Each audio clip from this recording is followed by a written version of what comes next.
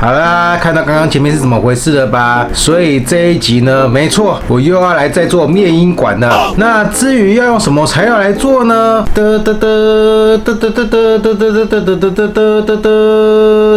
对，今天我就是要用保特瓶来制作一个面因馆。好，我们直接开始 ，Go。那为什么要用这个保特瓶来做 NK23的面因馆呢？首先，我们先量一下它的长度。基本上呢，我的 NK23呢，它从内管突出枪口的这一段大概是14公分左右。这个保特瓶它的长度呢是15公分，而且它的盖子刚刚好跟原厂的面因管呢其实是有相容的。所以在这么刚刚好的条件之下，我就决定用这一个保特瓶来做 NK23的面因管了。那首先呢，我先把这个盖子中间给它挖洞，这样子呢，它就可以做一个算是转接头的一样东西了。那我们就直接开始。好的，那我们现在已经把瓶盖剪成一个缺口了。那接下来呢，就是要把它粘在转接座上面。好，我们现在开始动作 ，Go。好的，那现在转接座呢，已经把它粘上去了哈，就可以跟。好，我们再粘一次。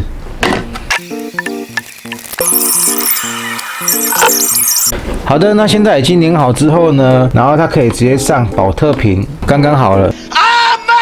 那现在就是做保特瓶这边的加工了。OK，Go。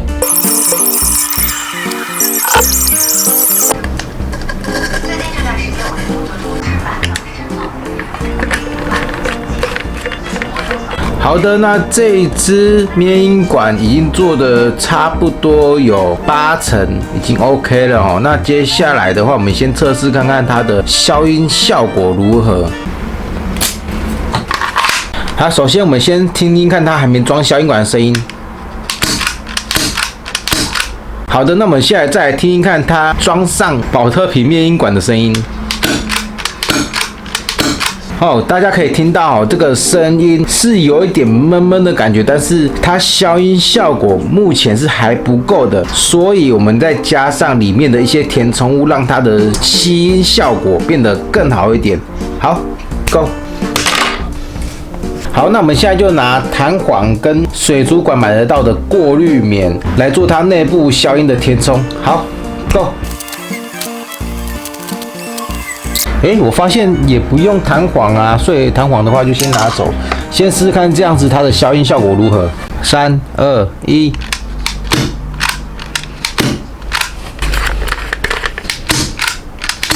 好像有点真的把它声音给闷住了，可是我觉得它的效果还是没有那么的好。我再想想看，要不要这个给它多加几层过滤棉，让它更增加它的消音效果。再加一层好了 ，Go。这样子我一直卷到后面的话，好像声音多少有点变小声，但是没有小声到让我很满意。我刚刚突然发现有一个方法，应该可以行吧？让它做圆形的方式做裁剪，然后再把那个过滤棉把它叠起来，然后中间再穿一个洞，再塞进这个面因管里面。我相信这样子的话，面因效果应该就会大大增加了吧？那我们就开始动作。高你老妹講英文 say hi， 你嘅 hi 如果太錯過攞嚟洗，如果洗唔乾淨我就攞嚟丟嘛，覺得你唔識煩。好的，那我们的面因管已经做好之后呢，我们就来测试它分贝的数据吧。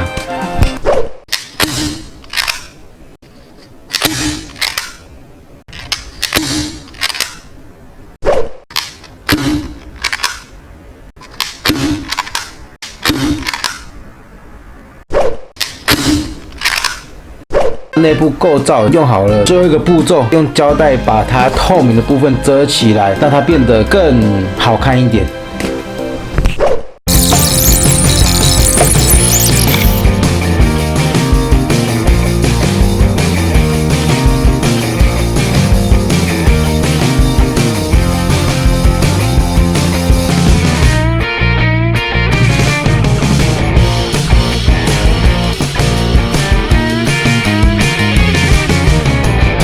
那今天影片就到这边，如果各位有发现更好的改装方式的话，也欢迎在留言区里面留言哦。喜欢这部影片的话，记得订阅、按赞、加分享。我是5阿哥，欢乐时光总是过得特别快，又到时间讲拜拜。